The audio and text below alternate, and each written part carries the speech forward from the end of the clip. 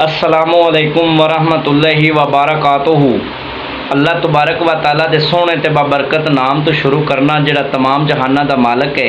ते बेलियो ते सजनों, तुसी मेरा YouTube channel Raiz Zafar Iqbal triple K वेख रहे हो।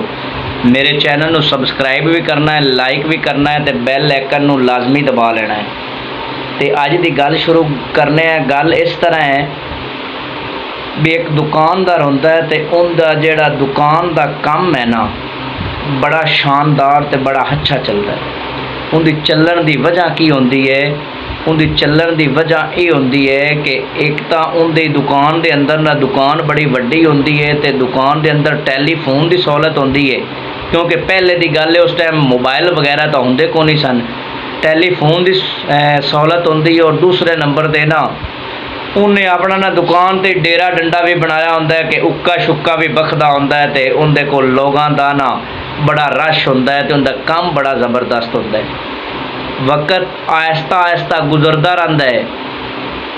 तो एक दिन ना वो जो दुकानदार है ना, वो बीमार हो जाता है। तो बीमार होंदिया ना डॉक्टर को इलाज वगैरह करवाते हैं, लेकिन उन्होंने अफाका नहीं होंदा। तो किसी वड्डे शहर च ले जाते हैं, तो उत्थों ना उनकी रिपोर्टां करवाते हैं। डॉक्टर को एक मरज़ दसते हैं, तो उस मरज़ का ना हल भी दसते हैं कि इलाज तो नाल लाजमी करना है, लेकिन परहेज भी करना है। तो जोड़ा उक्का है ना, वो नहीं पीना। तो जदों उक्का मना करते हैं ना डॉक्टर, तो वो दुकान का जोड़ा मालक होंदा है, वो दुकानदार होंदा है, उनके उन्होंने रिश्तेदार ते घर वाले घर ले आउंदे ने। तो जोड़ा वो दुकान ते उक्का पिया होंदा है ना, वो चाह लेंदे ने ते चाह के रख देंदे ने।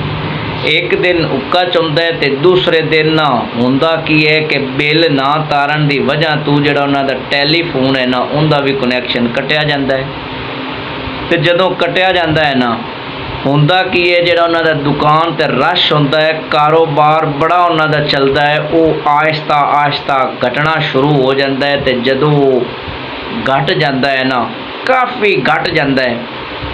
वो लोग जेड़े उत्थे आके गल्लां करते सन कि असी मतलब थोड़े को ही सौदा लेना है, थोड़े नाल ही चलना है, थोड़े तो बगैर असी रह नहीं सकते। ये नौकर मतलब एक नौकर उन्हों का सोच रहा है। एक दिन ना उस नौकर तो ना रहा गया, तो उस मालक तो पूछया भी की वजह है? अपने को बड़े लोग आते सन, बड़ा थोड़ा तल्लक आ, बड़े दोस्त सन, लेकिन वो किदे गए ने, की वजह? तो मालक पता है की जवाब देंदा है? मालक कहता है कि वो जेड़े दोस्त सन ना, वो जिन्हां नाल तल्लक आ, जेड़े आंदे सन कि असीं तुहाडे कोल ही आउणा है, उन्हां नाल बड़ा तल्लक आ, वो तल्लक नहीं उन्हां नाल साई, वो सिर्फ हुक्के और टैलीफोन की वजह तो आउंदे सन। मतलब परस्त लोग सन, तो जिहड़ी वजह तो वो आउंदे सन, तो हुण ना तो हुक्का इत्थों मिलदा है, तो ना टैलीफोन की सहूलत है, लिहाजा वो छड्ड गए ने। दोस्तों ते बेलियों, गल सुनाने का मकसद ये है कि लोगों में ना मतलब परस्ती बड़ी हो गई है। मतलब परस्ती किमें हो गई? वो सियाणे आखते हैं कि हार हाथ मिलावन वाला बेली दोस्त नहीं होंदा। ते एक और थानू मिसाल देना कि एक छापर दे विच ना कोई फ्रूट का समान होवे, कोई सब्जी का समान होवे, कोई कपड़े होवन, तो उस छापर ते उस लिफाफे की जिहड़ी वैल्यू है ना, उनकी इज्जत होंदी है, उनकी शान होंदी है, बड़ी होंदी है। तो जदों उस लिफाफे ते छापर दे विचों समान कढ़ लिया दिता जाता है, तो उन्होंने सुट दिता जाता है, तो उन्होंने पैरों के नाल ठोकरां लगदियां ने।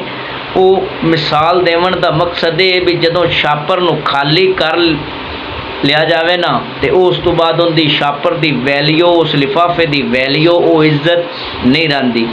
तो लोग भी अजकल इंज ही करते हैं कि मतलब कढ़ के ना, तो फिर लोगों इस्तेमाल तो करते हैं, पहले इस्तेमाल करते हैं छापर का, क्योंकि समान बड़ा होंदा है, तो छापर बड़ा प्यारा लगता है, बड़ा कुंजदा है। लेकिन जो मतलब निकल जाता है ना, फिर भी उन्होंने छापर तो नहीं करते, उन्होंने सुट देंदे ने। लोग बड़े मतलब परस्त हो गए ने। तो थोड़ा जिहा बेलियां ते सजना समझना भी है, तो इन्हां गल्लां ते गौर भी करना है, तो अमल भी करना है, तो याद भी रखना है। सारा मतलब दे नाल ही काम नहीं होंदा। जिहड़े तल्लक होंदे ने, ये हमेशा बरकरार रखी दे ने, मतलब तो बगैर। अल्लाह ताला मेरे बेलियां ते सजना नूं खुश रखे। अल्लाह निगहबान।